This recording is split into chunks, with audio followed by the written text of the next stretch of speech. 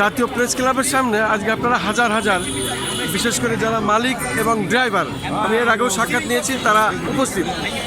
আপনাদের মূল দাবিটা কি, কী চাচ্ছেন আপনি? আপনার নাম পরিচয় দিয়ে বলুন এবং এই সংগঠনের আপনি কি?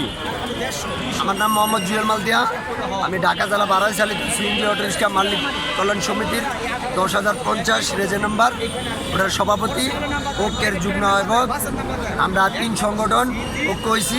এই ঢাকা সিএনজি মহানগরের চালানোর জন্য আমরা দীর্ঘদিন আন্দোলন সংগ্রাম এবং কি চিঠি চালাচালি করতেছি এবং কি করছি। চূড়ান্ত পর্যায়ে সকল সেক্টর থেকে আমাদেরকে একটা দিছে যে 16টা ইউনিয়ন কাটিয়ে নেওয়ার কারণে আমাদেরকে 1000 গাড়ি মহানগরে চলাচলের অনুমতি দেবে সকল সেক্টরে, এরকম একটা চূড়ান্ত আছে। এখন সর্বশেষ এসে মন্ত্রণালয় আমাদেরকে 16টা ইউনিয়ন দিতেছে, কিন্তু 16টা ইউনিয়ন যদি আমাদেরকে ফিরিয়ে দেয় তাহলে আমরা 1000 কেন, আমরা তো 11,830টা গাড়ি, তাহলে আমরা 11,830টা গাড়ি এই 16টা ইউনিয়ন চলবে। তাহলে এত আমাদেরকে হয়রানি কেন করছে? এটার প্রতিবাদে আজকে আমরা দাঁড়াইছি।